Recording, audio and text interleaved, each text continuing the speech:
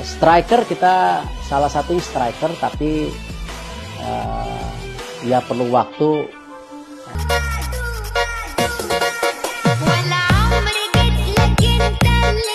Voor rust al redelijk gevaarlijk werden.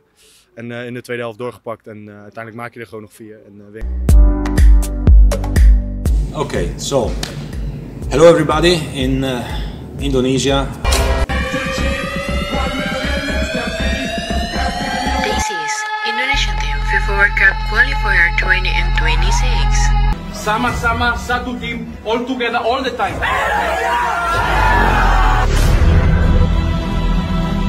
Today we die for each other.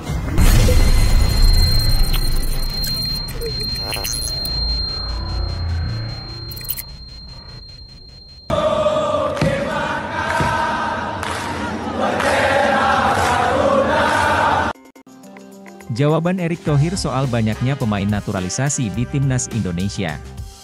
Dalam beberapa tahun terakhir, Timnas Indonesia yang dilatih Shin Tae-yong membuat gebrakan-gebrakan tak populer. Kebijakan pelatih asal Korea Selatan ini dinilai mulai membuahkan hasil. Langkah pertama yang terbilang ekstrim adalah memutus satu generasi sepak bola Indonesia. Nama besar macam Andritani Ardiasa hingga Bayu Pradana tak lagi dilibatkan, seperti belum puas merombak wajah Timnas Indonesia menjadi lebih segar. Ia melakukan cara lain. Naturalisasi pemain keturunan dijadikan cara instan menguatkan fondasi yang telah terbentuk. Pria yang juga menjabat sebagai Menteri BUMN itu menilai tak ada salahnya dengan makin banyaknya pemain keturunan di Timnas Indonesia. Menurutnya, itu merupakan langkah jitu untuk membangun kebesaran tim Garuda di pentas internasional. Asal dilakukan dengan cara yang tepat. Itu kombinasi generasi emas Timnas yang muda dan tentu para pemain diaspora yang percaya sepak bola Indonesia bangkit. Jadi boleh enggak? Boleh. Kami kombinasikan kekuatan terbaik kita, ungkapnya. Terkait hal tersebut, Federasi Sepak Bola Belanda atau KNVB menanggapi banyaknya pemain asal negeri kincir angin itu yang dinaturalisasi oleh Federasi Sepak Bola Indonesia PSSI saat ini. Sekretaris Jenderal KNVB, Guits de Jong, pun menyampaikan tanggapannya terkait hal tersebut. Meski dirinya tidak mempermasalahkan proses naturalisasi yang dilakukan oleh PSSI, namun de Jong berharap kalau PSSI tidak terlalu sering menaturalisasi pemain asal Belanda. Timnas Indonesia tentu bagus tapi jangan banyak-banyak, ucap Guits de Jong. Ya tentu itu hal bagus, tapi jangan banyak-banyak, sambungnya. Kombinasi pemain naturalisasi dan lokal yang dilakukan Shin Tae-yong terbukti berhasil dan perlahan Timnas Indonesia kini mulai menunjukkan kekuatannya di level Asia Tenggara dan juga Asia. Munculnya sosok pemain bernama Dean Zandbergen kembali menjadi sorotan publik Indonesia. Pemain yang digadang-gadang menjadi calon pemain naturalisasi ini berhubungan via video call bersama Hamdan Hamedan. Dean Zandbergen memang bukan nama pemain baru di kalangan pencinta sepak bola Indonesia. Pasalnya, dia sudah kerap disebut-sebut bakal menjalani proses naturalisasi menjadi warga negara Indonesia. Dia sebelumnya sempat diketahui telah mengikuti akun Instagram PSSI. Yang paling baru, Dean Zandbergen melakukan hubungan komunikasi melalui video call dengan staf ahli Menpora, Hamdan Hamedan. Hal ini pun menjadi pertanyaan besar, apakah Dean bakal menjadi pemain naturalisasi berikutnya yang diproses PSSI. Sebab, Hamdan punya rekam jejak mengurus berbagai keperluan ini selama membantu PSSI. Jika merujuk datanya, Dean Zandbergen merupakan pesepak bola kelahiran Belanda pada 5 September 2001. Artinya, pesepak bola yang berposisi sebagai penyerang ini usianya telah menginjak 22 tahun. Karirnya di dunia sepak bola memang lebih banyak berkutat di negeri kincir angin. Sejak masih berusia muda, dia sudah berlatih bersama Togyut, SC Excelsior, hingga BVV Barendrecht. Bersama tim yang disebut paling akhir, ia bermain hingga 2020. Selepas itu, Dean Zandbergen berpindah menuju Westlandia U21, 2020 hingga 2021, kemudian memperkuat Excelsior MU21, 2021 hingga 2022, TOG, 2022 hingga 2023, dan terakhir direkrut oleh Sparta U21 pada Juli 2023. Performa impresifnya itulah yang membuat Dean dipromosikan ke tim senior Sparta Rotterdam, tim yang saat ini tengah berkompetisi di kasta tertinggi Liga Belanda alias Eredivisie musim 2023-2024. Dia pun langsung mendapatkan kesempatan debut singkat meskipun durasinya tak lama. Saat timnya menang 2-0 atas IJ Selmer Vogels pada ajang KNVB Cup, dia mengukir debut selama 3 menit. Pada pertandingan ini, dia baru bermain pada menit ke-90, tepatnya saat tim pelatih menarik keluar Charles Andreas Beriem, sang pencetak gol kedua Sparta Rotterdam pada pertandingan tersebut. Baru pada laga kedua melawan ADO Den Haag, dia mendapatkan kesempatan bermain selama 14 menit. Meskipun demikian, sejauh ini belum diketahui secara pasti dari mana garis keturunan Indonesia diperoleh pemain berusia 22 tahun tersebut.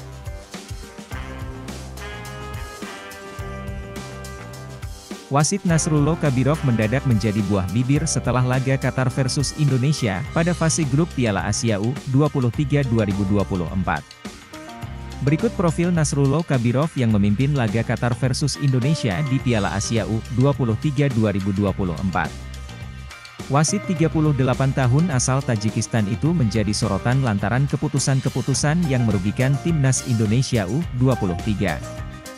Menunjuk titik putih di kotak penalti Indonesia, mengganjar Rizky Ridho dengan kartu kuning, memberi kartu kuning kedua kepada Ivar Jenner, batal memberi kartu merah kepada Saif Eldin Hasan, dan tidak memberi pelanggaran setelah Marcelino Ferdinand didorong, adalah deretan kontroversi kepemimpinan Kabirov dalam laga Qatar versus Indonesia.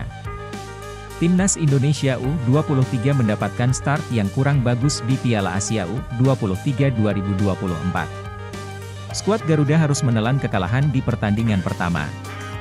Tergabung dengan grup A, Timnas Indonesia U23 mengawali turnamen elit ini dengan laga yang sulit. Garuda Nusantara harus berhadapan dengan tuan rumah, Qatar. Laga ini, anak asuh Shin Tae-yong harus menelan pil pahit. Karena di laga ini, mereka kalah dengan skor 2-0. Dari kekalahan ini ada beberapa pelajaran bisa dipetik. Di pertandingan ini, wasit dan VAR benar-benar menjadi momok bagi Indonesia.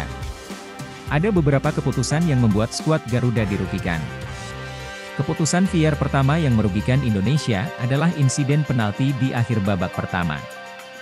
Awalnya insiden itu tidak dinyatakan penalti, namun VAR meminta wasit untuk Nasrullo Kabirov untuk memeriksa layar dan memberikan penalti kepada Qatar atas insiden itu.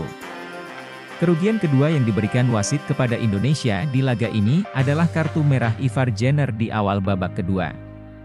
Dalam tayangan ulang, Jenner tidak melakukan kontak dengan pemain Qatar karena ia langsung melompat, namun wasit tetap memberikan kartu kuning kedua.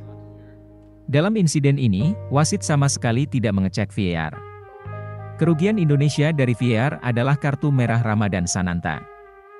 Awalnya wasit memberikan kartu kuning pada striker timnas Indonesia itu, namun setelah meriksa tayangan ulang di VAR, wasit memberikan kartu merah, meski memang pelanggaran Sananta ini layak.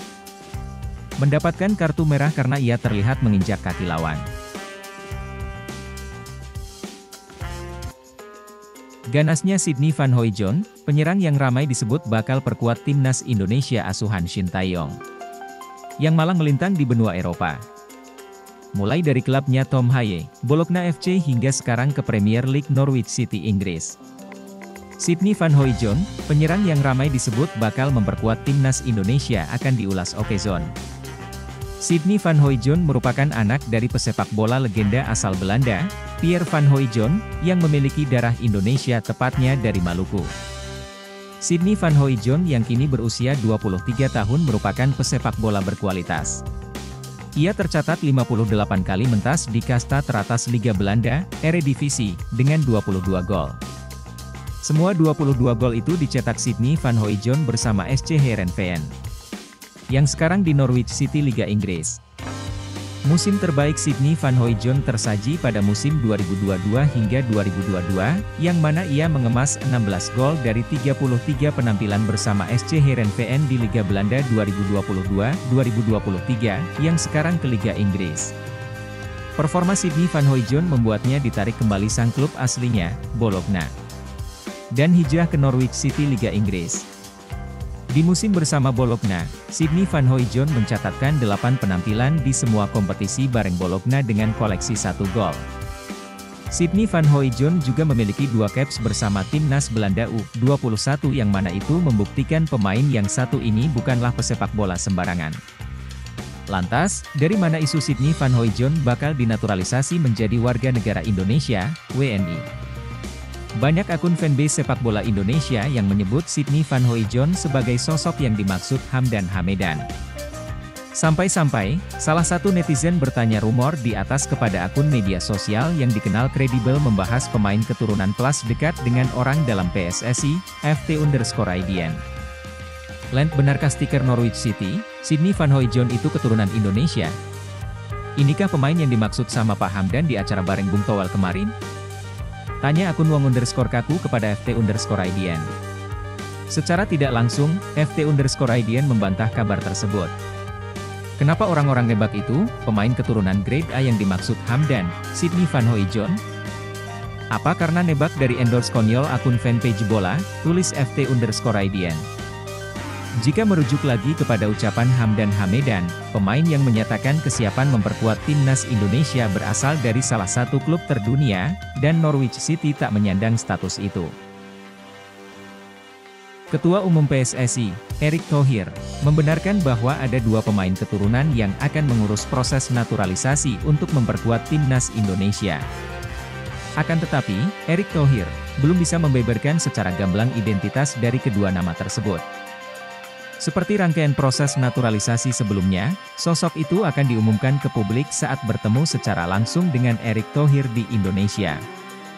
Kalau suratnya masuk ia ada 2, ujar Erick Thohir kepada awak media. 2 nama yang akan menjalani proses naturalisasi ini berposisi sebagai pemain bertahan dan penyerangan. Alhasil, Kelvin Verdonk, 26 tahun, dan Ulla Romeni, 23 tahun, santer dikaitkan dilirik oleh PSSI. Kelvin Verdonk kini tercatat memperkuat NEC Nijmegen. Dia adalah pemain yang beroperasi di sektor bek kiri.